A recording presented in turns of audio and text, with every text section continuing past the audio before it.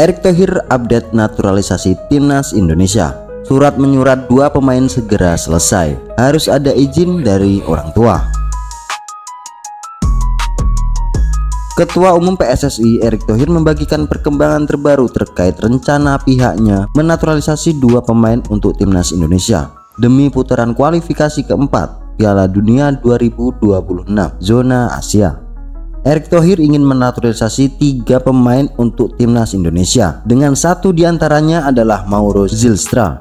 Namun identitas 2 personil lainnya masih dirahasiakan. Tetapi pada beberapa waktu lalu, media Belanda mengabarkan bahwa winger FC Twente Miliano Jonathan sedang didekati oleh PSSI. Miliano yang lahir di Belanda pada 5 April 2004 memiliki asal-usul Indonesia dari Depok, Jawa Barat. Dalam pekan ini, surat menyurat antara kami dengan pemain sepertinya akan kami dapatkan, ujar Erick Thohir. Kan mesti ada clearance dari orang tua dan pemain bahwa mereka kesini untuk merah putih, sambung Erick Thohir. Erick Thohir menjelaskan bahwa 2 calon pemain naturalisasi bakal menjalani beberapa proses, mulai dari wawancara dengan pemerintah. Setelah itu, Erick Thohir akan mengajukan kedua pemain itu ke Menteri Pemuda dan Olahraga Menpora Dito Aryo Tejo yang akan meneruskan ke Menteri Hukum Supratman Andi Aktas.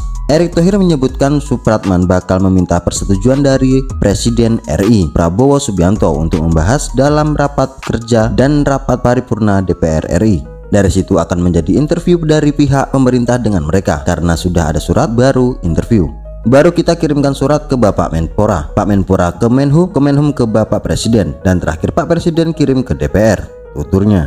Untuk menaturalisasi Mauro Zylstra, Erick Thohir mengatakan bahwa Prabowo telah memberikan lampu hijau dan menyerahkan ke DPR. Tapi DPR sedang masa reses. Seperti kemarin, Bapak Presiden sudah kirim ke DPR. Cuman karena DPR sudah reses, jadi nanti kita akan mengusulkan bersama-sama dengan tambahan 2 pemain lain. Naturalisasi ketiga pemain itu diyakini sebagai jalan pintas PSSI untuk mencari pengganti oleh Romeni yang kemungkinan terancam absen di putaran keempat kualifikasi Piala Dunia 2026 akibat cedera. Gabung Torino, Bang Jai resmi jadi pemain termahal Indonesia.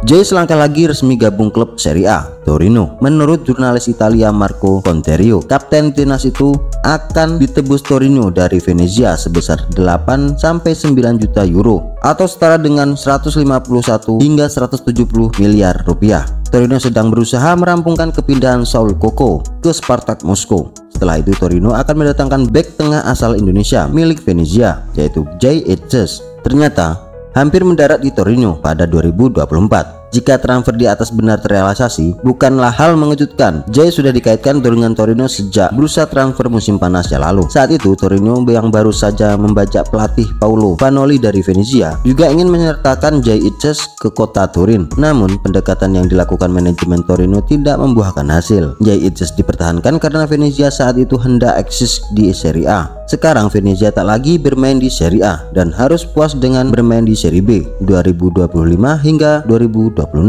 Meski bermain di Serie B, bukan berarti Jay Etzes dilepas Venezia dengan harga sangat murah. Angka 8-8 juta euro menunjukkan Jay Etzes dibanderol mahal oleh manajemen Venezia.